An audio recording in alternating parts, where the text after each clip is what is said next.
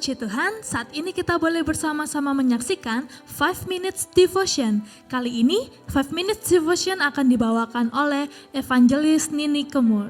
Mari kita sama-sama berdoa sebelum mendengarkan renungan. Terima kasih Tuhan Yesus untuk segala kebaikan-Mu Tuhan. Kami bersyukur untuk segalanya Bapa. Saat ini Kamu membawa hati kami, biarlah firman-Mu itu bertumbuh dalam hati kami, mengubahkan hidup kami Tuhan. Menjadikan kami baru, menjadikan kami terang-Mu. Terima kasih ya Tuhan. Hanya di dalam nama-Mu kami berdoa. Haleluya. Amin. Selamat menyaksikan. Tuhan Yesus memberkati. Shalom semua yang diberkati. Hari ini saya rindu mengajak kita semua untuk sharing singkat tentang kemenangan orang percaya. Seberapa banyak kita yang menyaksikan tayangan ini orang percaya?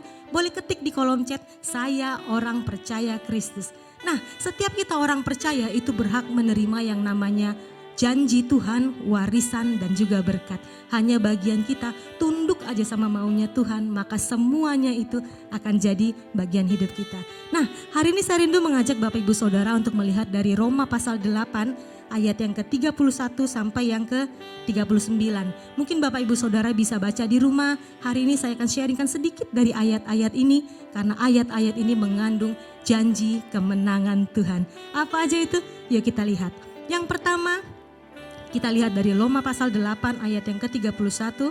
Sebab itu apakah yang akan kita katakan tentang semuanya itu?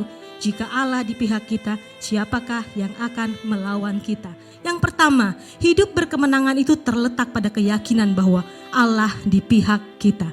Saya contohkan Daud Bapak Ibu, setiap kita itu tahu bahwa Daud itu adalah orang yang paling dikenan oleh Tuhan. Terlepas dari perbuatan dosanya, dia tetap dikenan di hadapan Tuhan.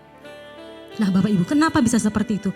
Karena Daud itu hidupnya intim dengan Tuhan, dia bergaul erat dengan Tuhan, dia selalu melibatkan Tuhan dalam setiap keputusan dan rencananya. Karena itulah Daud selalu menerima kemenangan demi kemenangan dalam setiap peperangannya. Nah Bapak Ibu Saudara, dikisahkan di Alkitab bahwa Daud itu hidup dalam pengejarannya Saul. Ketika dalam pengejaran Saul, dia bersembunyi dalam sebuah gua. Tetapi tiba-tiba Saul pun masuk ke dalam gua yang sama. Nah, sebenarnya Daud itu punya kesempatan untuk membunuh Saul, tetapi Daud tidak lakukan itu. Kenapa? Karena Daud itu hidupnya intim dan bergaul erat dengan Tuhan, maka seluruh hikmat yang melampaui akal pikirannya memenuhi Daud, sehingga Daud tidak membunuh Saul, dia hanya memotong jubahnya Saul. Nah Bapak Ibu, keyakinan bahwa Allah di pihak kita itu tidak serta-merta membuat kita bebas dari serangan iblis. Iblis masih bisa menyerang kita Bapak Ibu. Tetapi satu hal yang harus kita ingat. Kita mungkin bisa diserang, tetapi kita tidak dapat dikalahkan karena janji Tuhan. Dia ada di pihak kita.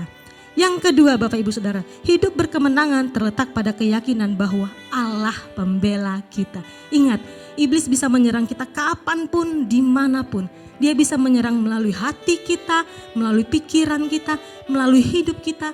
Bahkan membuat kita ini jauh sekali dari Tuhan, membuat kita mendukakan Tuhan. Tetapi hari ini kita harus bersyukur kita punya Yesus Bapak Ibu. Dia yang sudah mati bagi kita, bangkit pada hari yang ketiga, sekarang duduk di sebelah kanan Allah Bapa yang akan jadi pembela kita. Mungkin kita mendukakan dan mengecewakan hati Bapa, tetapi kita punya Yesus yang akan menjadi pembela kita, yang akan menjadi pendamai antara kita dan Bapa. Sehingga tidak ada lagi hal yang dapat memisahkan kita dari kasihnya Bapa, Bapak Ibu. Yang ketiga, hidup berkemenangan terletak pada keyakinan bahwa kita adalah orang-orang pilihan Allah. Dalam Roma pasal 8 ayat ke-33, siapakah yang akan menggugat orang-orang pilihan Allah? Allah yang membenarkan mereka, siapakah yang akan menghukum mereka? Firman Tuhan di sini dikatakan Allah membenarkan. Tetapi Allah membenarkan bukan dilihat dari konteks. Dia membenarkan semua perbuatan dan tindakan kita sebagai manusia. Dia membenarkan dalam artinya, dalam pengertian, dia membenarkan sebagai hakim tertinggi yang keputusannya tidak dapat diganggu gugat, yang keputusannya tidak dapat digoyahkan, karena dia yang berdaulat penuh atas setiap kita. Karena apa? Karena kita adalah orang-orang pilihannya Bapak Ibu. Dia sangat mengasihi kita, orang-orang pilihannya. Karena itu Dia tidak akan membiarkan setiap kita ini jatuh ke dalam penghukumannya atau penghakiman dunia. Dia tidak akan membiarkan kita jatuh ke dalam penghakiman si iblis, karena kita adalah orang-orang pilihan yang sangat dikasihinya. Nah, Bapak Ibu Saudaraku, inilah janji kemenangannya Tuhan. Siang hari ini, kenapa orang-orang percaya itu disebut orang yang berkemenangan? Karena ada 3 hal ini. Yang pertama, Allah di pihak kita. Yang kedua, Allah pembela kita. Yang ketiga, Allah ada di pihak kita. Nah, kalau ada Bapak Ibu Saudara yang menyaksikan tayangan ini yang merasa bahwa, wah, sepertinya aku gak layak untuk menerima janji kemenangan itu. Bagianmu hari ini, berbaliklah dan mendekatlah. Maka janji kemenangan itu akan digenapi dalam hidup setiap kita. Haleluya, Tuhan Yesus memberkati. Sama-sama kita berdoa Bapak Ibu. Sungguh kami bersyukur Tuhan Yesus karena kasih-Mu yang luar biasa, karena pengorbanan-Mu sehingga kami pada hari ini boleh menikmati kasih-Mu Tuhan.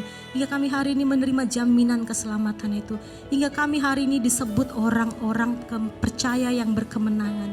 Kami percaya Tuhan Yesus, setiap umat-Mu yang menyaksikan tayangan ini, mereka semua diberkati berlimpah-limpah. Mereka semua disertai dan dijagai Tuhan. Karena mereka adalah orang-orang yang berkemenangan.